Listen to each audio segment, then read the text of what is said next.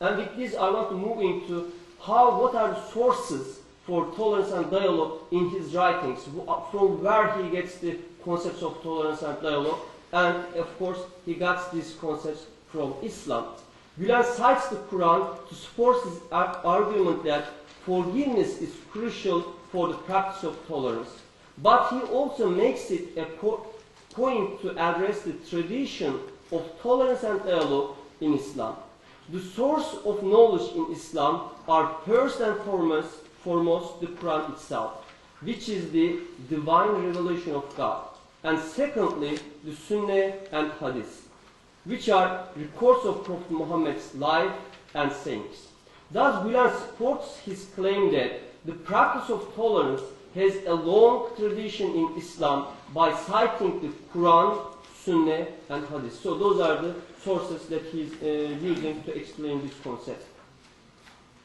Gülen provides extensive citations from the Quran, Sunnah, and Hadith in his writings to reveal that tolerance is a trait most loved by God and that it is fundamental to being a true Muslim, and thereby sheds light on the importance of tolerance in the Islamic identity. For example, he states, quote, Prophet Muhammad, peace be upon him, was woven with tricks of peace and tolerance just like a beautiful piece of lace. To begin with, peace is basic to Islam, unquote.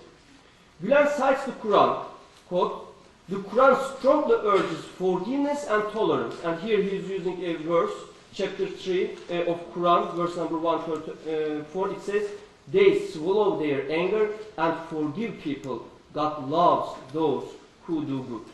Gülen further cites the following verses from the Quran as example of the presence of tolerance and dialogue in Islam. Quote, in addition to being commanded to take tolerance and dialogue as his basis while performing his duties, the Prophet was directed to which points he could hold in common with the people of the book. This is the verse from Quran, chapter 3, verse number 64. It says, say, O people of the book, come to common terms as between us and you, that we worship none but God, that we associate no partners with him, that we take not some from among ourselves for lords other than God. In other words, those whose hearts are exuberant with belief and love are commanded to behave with forgiveness and tolerance. Even to those who do not believe in the afterlife, tell those who believe to forgive those who do not look forward to the days of God. It is for him to recompense for good or ill each people according to what they have earned. Again, this is from Quran, chapter 45, verse number 14. And this whole part was a quotation from Fethullah Gülen. Furthermore, Gülen takes note that even during challenging times, tolerance must always be advocated. According to Islam, quote, according to Islam, tolerance is essential in every area of life. Even during warfare, the Quran exhorts the Muslims to stop fighting and make peace if the other side offers peace, unquote. Gülen continues, quote, everything should be evaluated on the basis of right and truth. From the very beginning of Islam, the believers endured all hardships and tried to maintain their relations with others within the framework of tolerance and dialogue, unquote. So with this also I want to move into another section. Here he is defining the importance of tolerance and dialogue for coexistence. There is a reason why Gülen dedicates so much of his writings on tolerance and dialogue, to citing their presence in Islam and history. By showing his audience the tradition of tolerance and dialogue in Islam, Gülen effectively discredits misrepresentations of Islam as a violent religion.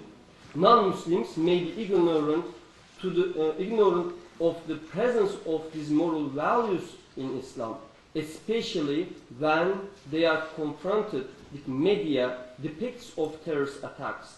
It is important to note, however, that ignorance of the peaceful values of Islam may run both ways, unfortunately. Non-Muslims may fall victim to misinformation and misrepresentations of Islam and the religion of this religion, but on the other hand, the uneducated Muslims too may be ignorant of the Islamic commands for practicing tolerance and dialogue, and that's the other side of the coin. Gülen's appeal to the Muslim community to melt even the hardest meteor cast at him or her suggests that there is nothing that Muslims cannot find within their hearts to tolerate. This appeal is akin to Jesus' command for his followers to turn the other cheek.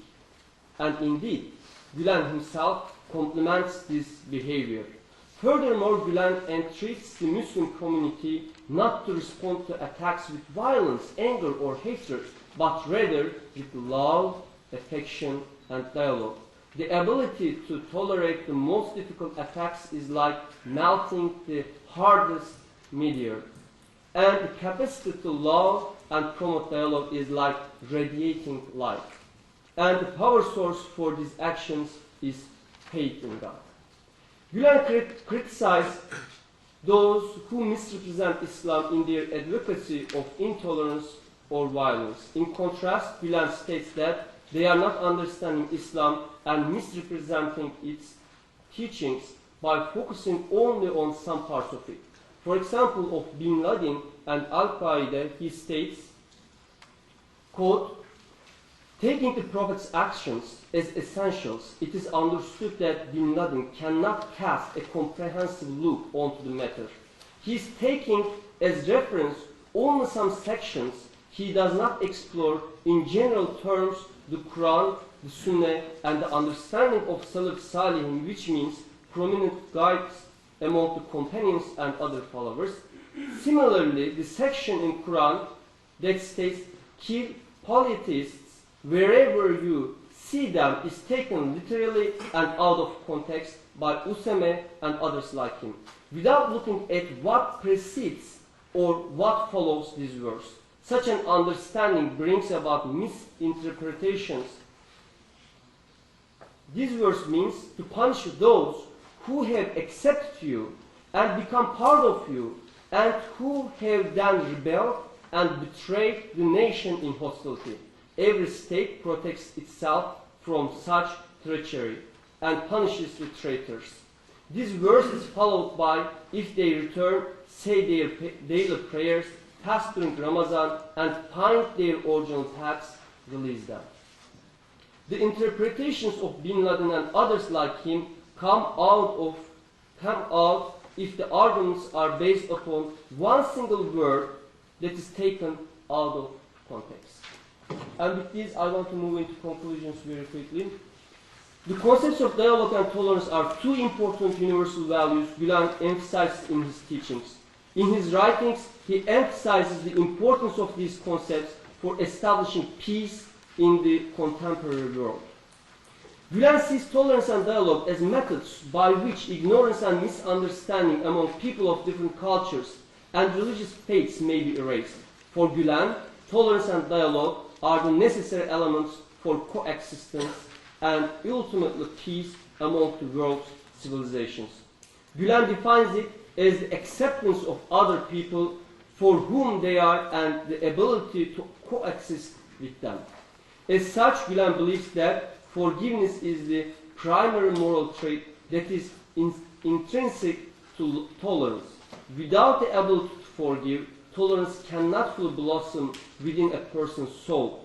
Gülen defines dialogue as an inherently social activity between at least two people. In his discussion, Gülen cites the Quran and Sunnah and shows his audience that the practice of tolerance and dialogue has precedence in Islam. Thank you very much. Thank you very much.